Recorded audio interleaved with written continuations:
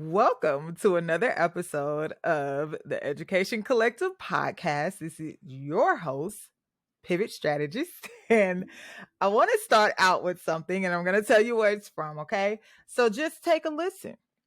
Did you hear about the rose that grew from a crack in the concrete? Proving nature's law is wrong, it learned to walk without having feet. Funny it seems, but by keeping its dreams, it learned to breathe fresh air. Long live the rose that grew from concrete when no one else ever cared. So that is a poem from Tupac Shakur from his book of poems, The Rose That Grew from Concrete. And just a little backstory, this was actually my first book of poetry that I ever had. And I want to say I was in middle school when I received this book, courtesy of my sister. So shout out to my sister for that poem book that Tupac wrote, right? So these were his original poems that he wrote. And I really love the book. I'm actually going to put a link in the book to where you can buy it, but they take like his original writing and they put it inside of the book. So I just think that that is so dope. But anyway, I wanted to give that poem as a preference to this episode, right? I did not want to have an outline for this episode because I feel like, this episode can be kind of deep. As y'all can tell, I do love Tupac. If y'all are watching the visuals, I have him on my hoodie today. And representation matters, right? So I wanted to just be clear on just my thoughts on that, because when we think of something that grows from underground, we think that there has to be a way prepared for those things to grow, right? And for those things to nourish and to flourish, right? And so I kind of think of my time in the classroom like a rose that grew out of concrete, right? Because when you think of concrete, you think of like a foundation laid that nothing can kind of withstand that foundation, right? Being laid, but the idea of a rose growing, sprouting up from concrete, I think that that is very symbolic to education. And so, who would have knew? Who would have known? Let me just say it that way. Who would have known that a poem that was written in 1999 would be so prevalent to 2023? Who would have known, right? And so I didn't really want to have an outline for this episode. I just really wanted to talk and speak from the heart, right? And, I've had several people ask me, well, why did you leave the classroom? Because, like, you're so passionate about education, you're passionate about kids. And I always struggle to answer this because all of those things are true. They're all true. They're right. I do love kids. I do love education. I love reading. I really love teaching. There was never a dull moment in the classroom. I will tell you that. But going back to that point that I just read, I think that I started to see what had been there all along, and I was not okay to subscribing to something that did not align with my own personal beliefs as far as when it comes to the trajectory of each individual child's future, right? And I think that a lot of times in education, it's so easy to conform, right? It's easy to rationalize and accept things that are happening in terms of education or even in the schools. And I think that we as educators, we have a tendency to just go with the flow, right? And I didn't want to subscribe to that anymore. And so for me, I always tell people that my direction or just my pathway into education was not ideal. I did not go to school to be an educator. I'll be honest. That was the last thing that I thought that I would ever do. I actually wanted to be a lawyer.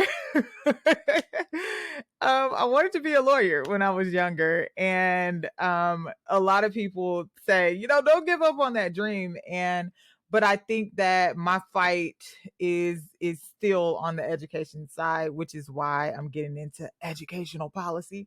But I actually started out interning. Well, actually, my degree is in sociology with a minor in criminology. That's my undergrad, right? Now, my master's is in education. And of course, like my doctoral degree that I am working on right now, that is actually in philosophy and general psychology. So when we look at the trajectory and how all of these things connect together, we start to understand the bigger picture, right? So I did not go to school to be a teacher, right? So I actually started out my career or as an intern for the juvenile justice probation center, right? Um, and there is where I started to see a pattern of kids that I would deem as the forgotten ones, right?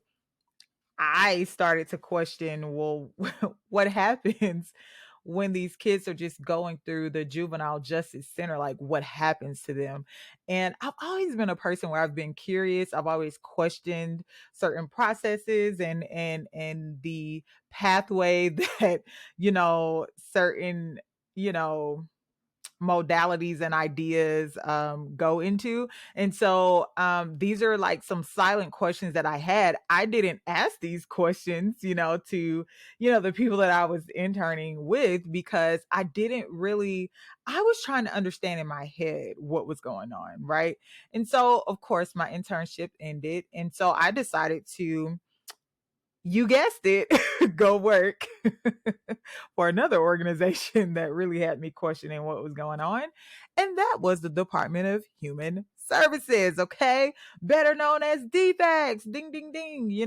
I went to work for that organization and it was very short lived because um, I saw an even bigger problem and I was not okay with it. Like, I've always been the one where I'm like, this is not okay, but is anybody going to say anything about this? Okay. All right. You're not going to say nothing? Okay. So, that's that. Right. And so, my time there, I really left very lost and confused because my sociology degree came in hand because I was just very people centered and, problem and solution oriented, and I wanted to know how can I fix an overbearing problem, right? But then I had to realize that I was just one person. I'm a small fish in a big pond, okay? And so that really bothered me. And I just was sitting. I remember one day I was sitting on the floor. I was very just confused. Like I was like, what am I gonna do with myself? I know what I love to do. I know that what I connect with and what my vision and my goals align with. I just don't know what to do with them. So then I ran across an ad, Teach for America. And I just decided to apply. And I was like, well, what's the worst that they can tell me? No, I'm not going to be accepted in. Well, they accepted me in. And I actually questioned why they accepted me in because I really didn't think my answers were that, like, oh, she really wants to, inspire the kids, But I did talk about my journey, my educational journey, as a kid. And for me, that is where Teach for America is where I actually started to see that, okay, A, oh, I can't believe I'm going to say this, but the school system must really be desperate. I'm just saying. And I don't mean that in a bad way, but I'm like, the fact that we could have a degree any kind of degree and go through an organization's summer institute and just become teachers. I think that, I mean, I don't know. But let me tell you something. While I'm laughing, some of the best educators I know came from Teach for America. And I'm one of them. Like, but I will say that I was very ill prepared. Okay. Like looking back on my first year of teaching, I really pray that those kids are doing well, okay? Because I didn't realize my sphere of influence. It's like I took it and I played around with it because I really didn't know what I was doing. And I'm not saying that I needed to go through 4 years of in a teacher preparation program because what was I going to learn? Theories? What else was I going to learn? And this is no shade to people who actually did, graduate within education, degree because my master's is in education. And to be I'm not even gonna say that. I was like, to be quite honest, but I'll save that for another day. We're too early on in the podcast for me to, get canceled. But um, you know, so I felt like at the time, and I won't say that I still don't feel this way, but I felt like, we have these organizations who, they offer this like alternative method because of course you have to prove to them that like you want to, teach kids and you want to be in front of kids. But I think that they have this idea and this approach to just throw you in front of a classroom full of kids. And it's like, okay, what do you like? I'm alone with the kids, so like, what do you want me to do? And for me, fight or fight or flight kicks in for me because I'm like, oh well, I just need to make sure that you guys don't hurt each other, and I also need to make sure you get home the right way. Like they tell you that the first week of school, the only thing that you're concerned with is making sure the kids don't get hurt and as well as make sure those kids go home the right way, okay? Because what you don't want is that a kid goes home the wrong way and then boom, we got a whole situation, right? And so I think that me starting out with Teach for America, I learned very quickly that teaching was not what I envisioned in my mind. My first classroom, I remember 90% was of a Hispanic demographic, right? And I didn't know what I was doing. Like I really didn't. But here's the thing about me. Just because I don't know what I'm doing, it doesn't mean that I'm not gonna throw myself in the fire and we're gonna come on out. Like we're gonna come out on the other side and we're not gonna be burned. Okay. Like it doesn't mean that, So I think that I figured out very quickly what to do. So after my first year of teaching, I quickly learned that I had to take a sabbatical because I was like, wait a minute, I don't think I don't want to do this anymore. And I had decided that I didn't want to do it anymore after my first year of teaching because I felt like, what am I doing? Like I don't know what I'm doing. So I actually took a year sabbatical, and after that first year, I was like, okay, well, what do I want to do? And led me right back to teaching. I just couldn't resist. I'm like, I'm like, let me go back into the classroom because I just could not resist. But I think that that was a part of my purpose, right? I couldn't walk away even if I wanted to, like, and it led me right back to it. But me going back into the classroom, I had a fresh set of lens, right? Like I had a fresh, set of ideas and concepts, and I was able to really reflect on what I felt that I did wrong and that I was of a disservice to students, and I wanted to really make it better, right? And so that is where I was gifted my babies of 118, right? I always refer back to 118 because it is because of room 118 that I really have the fight that I do. Because a lot of people, they wonder like, why are you so passionate about someone else's kids? I'm like, why not? We all should be, concerned, right? And I think that for me, I just room 118 taught me that like it's all or nothing. It's not just I have kids myself, but it's not just about my kids. It's about all kids, right? And so for me, it took me, being in that position my second year of teaching and just realizing that this really is bigger than me. And so some of the issues that I started to see, in the classroom was that how in the world do I have, kids who are in the fourth grade and they're operating at a pre-K kindergarten level. Like, to me, it didn't make sense. And so the innate abilities that teachers have is that when they see a problem, they create a solution. Let me tell you something. Teachers are the most significant innovators that I have ever seen, right? Like, we have people who they say are creatives. No, but teachers really got that skill. They got it. Like, because we can see a problem and boom, we already have the solution. And we've already analyzed what the issue is. We've already developed, designed a program. We're implementing it, and then we're evaluating. We're checking with our data, right?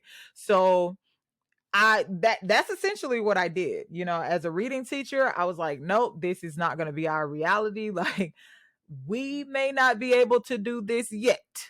We may not be able to read yet. But when you leave this room, you will know what you need to know. Like, I'm sorry. Like, you're not going to leave this room without it. Were there bad days? Absolutely.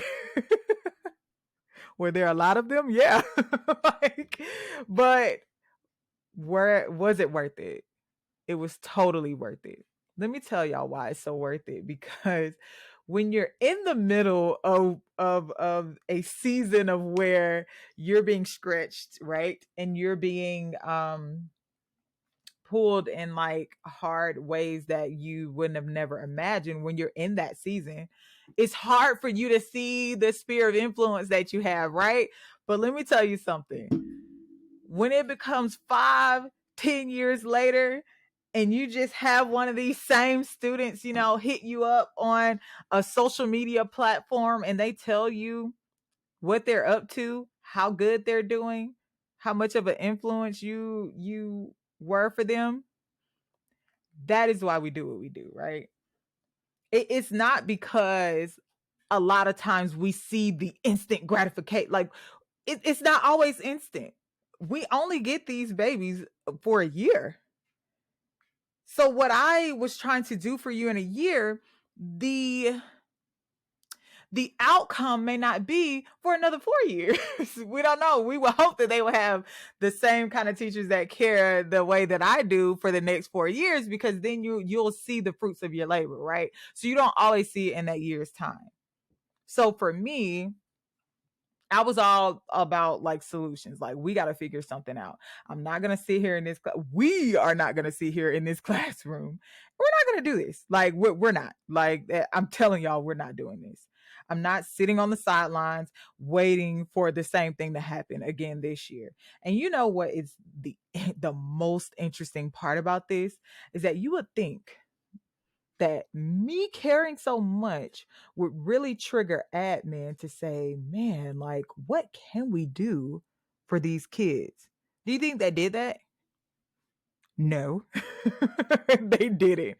As a matter of fact, I faced the most opposition in this position, in a position to try to help kids that are so severely behind.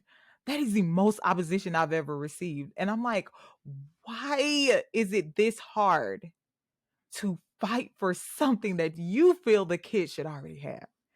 Why is it so hard? I would literally go home crying. I'm telling y'all. Y'all should ask listen, if you ever find out, maybe one day I'll tell you who my old colleagues are, they'll tell you. Bridges was very like, she gonna go rogue on y'all. Like, she will cry, she will scream. I will. Because I could not understand, for the life of me, I couldn't understand, why am I the target when all I want to do is help the kids? And that's one of the things that a lot of people don't talk about in education, is the harmful practices against, staff, right? So you can have a target on your back, right? Or you can be blackballed in the education sector. Like, that's a thing. People think blackball is just for celebrities. No.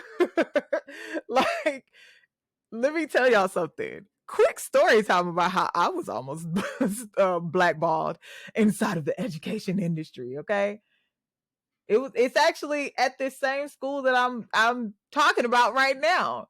I received so much opposition, but I was like, no, I don't care. Like, I'm going to do the right thing. I mean, it is what it is.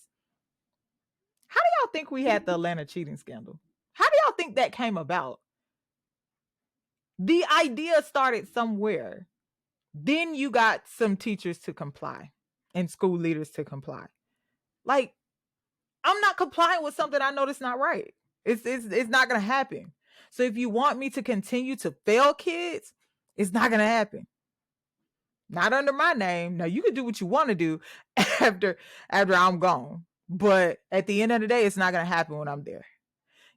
And I did not like the fact that there is this unspoken rule of if you go against what administration says or thinks, then you can be blackballed or you can have a target on your back. I mean, I've never felt so much opposition before. And I mean, harassment. I'm like, why am I being harassed as an educator? Like, make it make sense.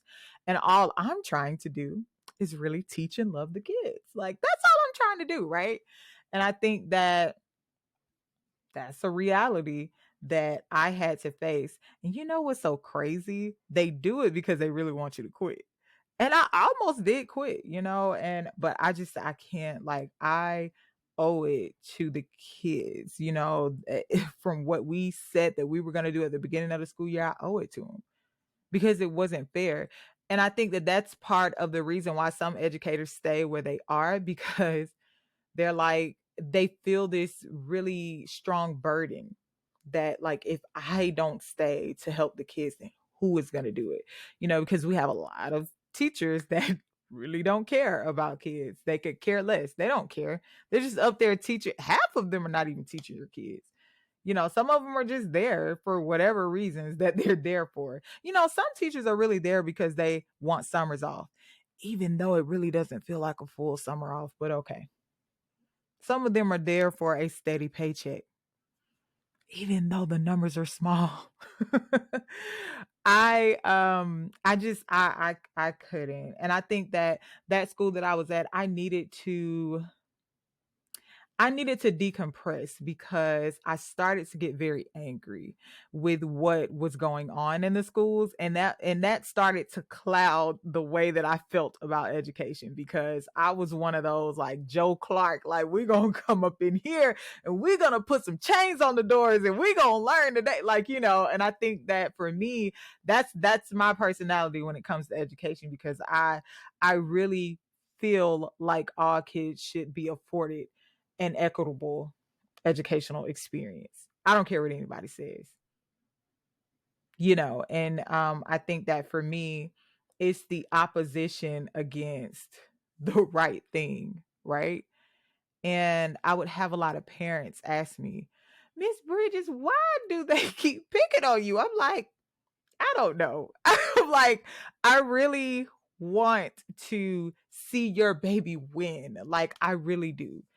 And when I tell you, like, I gave my all, I gave my all. When I tell you, like, I would mentor my students on the weekends, tutor my students on the weekends. Even if I had to stay after school, like, I stayed after school to tutor my kids. The tutoring program that was at the school was not even meant for any of my kids, because those are not the kids that were going to give good results for the GMAS, the end of the school year testing. But I made it a point to tell the parents, like, if you can, like, meet me halfway, like, please, I really want to help your child. And so I appreciate the parents that really stuck in it with me, because a lot of times, like, when you have a lot of opposition with the school, your parents are going to be your your, like, number one fighter, your parents and the kids, because they will swear up and down like you are not what's good for kids, and it's not true. And it's not true. And I think that mentality that's in school, like the political side of schools, is not fair. And a lot of people don't talk about it because why? You don't want to be blackballed. You don't want a target on your back. So that's why you just kind of comply and you do what you're told to do, right? Like, I know what it's like. I've worked in school. So it's like, okay, let me shut up. Like, I've been told before, like, Bridges, you asking too many questions. I'm like, but we're not asking enough. Like, if you ask me, like, so I started to see that it was so much bigger than me, right? And so then I started to see that the change that I wanted to see being done, or the change that I wanted to be a part of, it's hard to do within those four walls, right? Because of the politics, it's really hard to do. You walk a very thin line in the classroom. You really do. You walk a very thin line. Here you are trying to do everything the admin has asked you to do, right? So you're trying to do everything that's on this contract that you sign, everything that the principal and the rest of administration has asked you to do. But then on top of that, I am trying to build rapport with the students as well as the parents. So it's a very slippery slope. It is, because you want to be there for both sides. Like, and this is why I said on last episode that there needs to be a stronger connection and relationship between parents and the schools, because it puts teachers in the middle. Like, and I just did not want to subscribe to that anymore. I didn't, and it's not that I don't want to help children. It's not that I don't want to help parents. I told a story on my last episode that I really want y'all to go and listen to if you haven't. But I told a story about how I was helping parents and helping students, and the school acted like I was starting a political campaign, So it's like the opposition is just, it's insane, and I can see if I'm doing the wrong thing, or I can see if I'm doing something and the data just doesn't support it. But for everything that I've done, I've always had data to back it up. And I think that that is one of the sad realities, is that even though you prove that what you're doing is helping kids instead of what you're saying as far as like harming them, you can have all the proof in the world. But if administration just doesn't believe in what your core like belief for your kids are, then they can decide on whether they want to support it or not. And I think that a lot of things that happen in schools is very objective. It's like, okay, well, this is how I see it. Oh no, this is how I see it. Oh no, well, what about this is how I see it? And I think that's very wrong in my opinion. Um Even sometimes when we think about the grading system, so we know that the grading system is like, if you get an A, then that's like what, a 90 to 100, or what. Like, I'm not talking about that part of the grading system, but I mean like the way that someone grades. Like, all of it is subjective. Like, like, this teacher may give this kid this grade because they know the kid, they understand the kid as a learner, as a writer, as you know someone who has a specific reading level, or someone who's able to conceptualize math concepts. But then the next teacher may not get the same thing. So you see what I'm saying? Like, it's not a universal like thing. Like, I think it's supposed to be, but it's not. And I'm not going to say that I disagree with that. I do think that you should objectively look into my child's full educational profile to understand my child as a learner, right? But I did not want to subscribe to the culture of, we're just going to do what we're told, and we're not going to ask any questions. Because I'm telling y'all right now, if you talk to any veteran teacher that really cares about the kids, they will tell you, I just close my door and I just give the kids what they need. Mark my words. Y'all can go ask any teacher that y'all know that truly cares about the kids. That is what they will tell you. And you want to know what?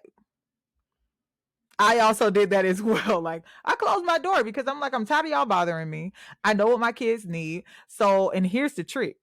So, you're closing your door, but when admin comes around to evaluate you, oh yeah, we'll do exactly what y'all want to see. Because again, it's not about the kids, it's what y'all want to see, right? You don't want to see me actually helping the kids and meeting them where they are to bring them where they need to be. You don't care about that. You actually care about seeing me do the same thing that the other teacher that's across the hall that's teaching, this same subject. You want us to be doing the same thing, even though we don't have the same level kids. Make it make sense, or you want me to, you need to be on pacing, and I don't understand why when I came in your room and I looked at your lesson plan, you were not on the I do part, you were on the we do and the you do part. Excuse me. Like, I'm doing what the kids need. Okay. And if I'm up there teaching and I see that they're not getting it, and I'm able to pick up on visual cues, and I'm looking at the kids looking like this, then I'm sorry. I'm going to stop and I'm going to break it all the way down. Just because my lesson plan tells me to keep going doesn't mean I'm going to do that. Okay. So I think that for me, I'm a little too radical for the traditional classroom.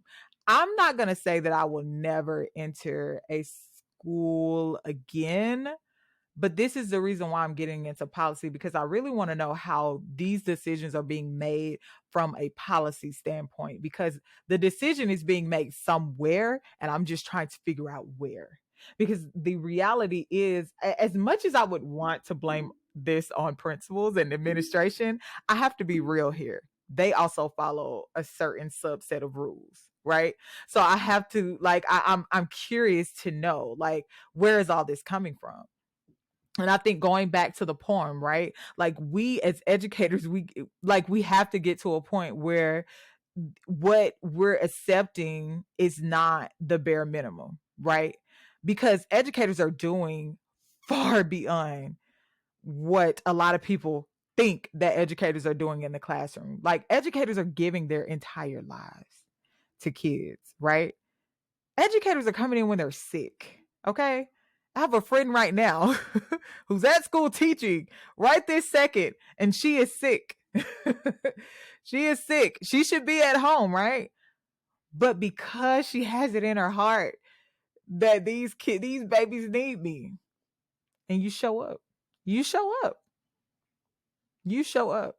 My last school year, I was severely sick, and it was to the point where I ended up having to have surgery. But guess what?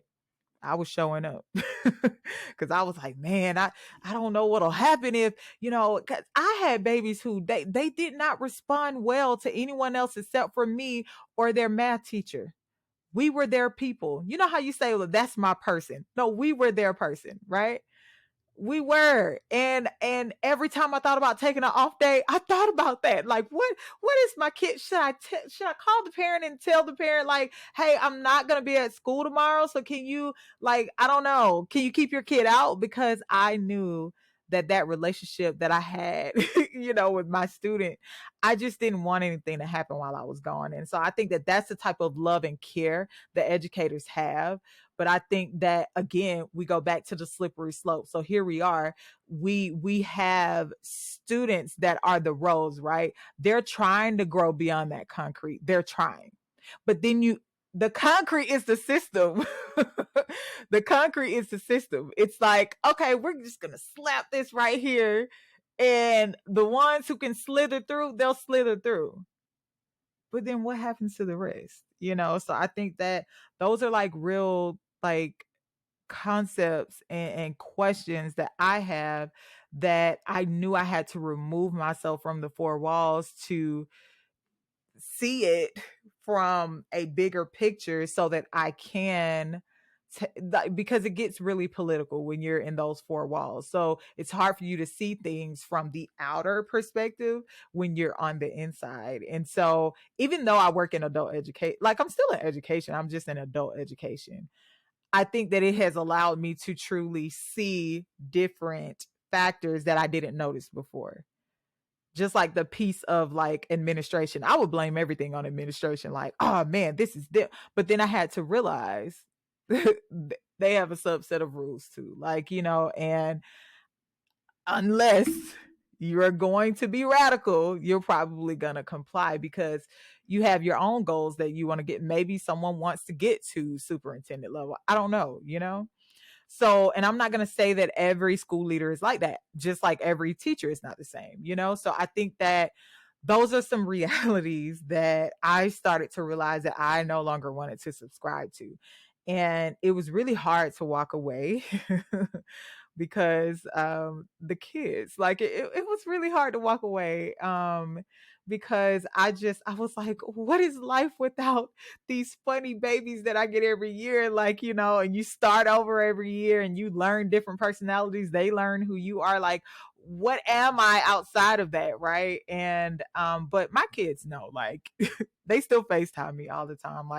All of my kids from every classroom that I've taught from the first year that I started teaching, I still keep in contact with my kids because they know that love, it doesn't turn off. It's not like a faucet. We're going to turn it off. If I no longer teach you anymore, we're going to turn it off. It's not like that. Like, my love runs deep, like I always tell my parents, like, these are my babies. I know you birthed them, but these are mine, So I think that, that was like part of like, my reasoning for like leaving, because there is a there's a higher call for me, and I will, I can get more into that at a later date, but I know that the path that I'm on the right track and I'm getting somewhere, but my fight is for real.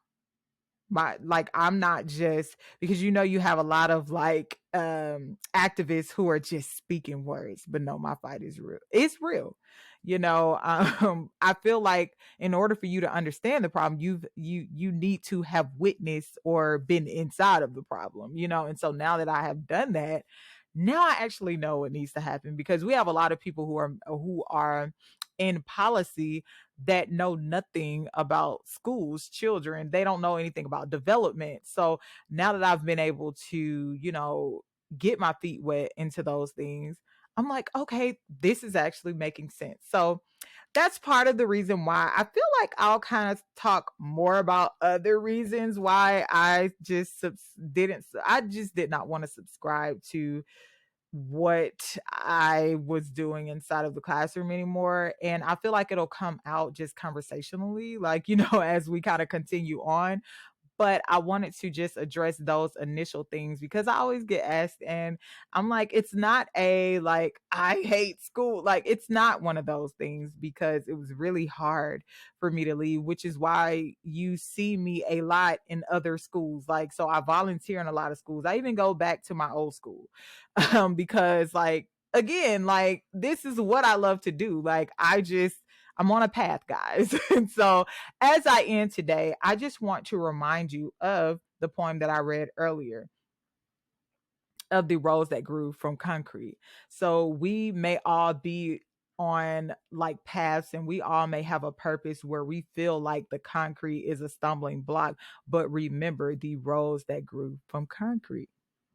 All right. So I will link the book that Tupac Shakur wrote in 1999. I will link that in with the podcast. And until next time, I know that you guys should look forward to us getting into more conversation about special education. So I cannot wait. But until next time, I'm out.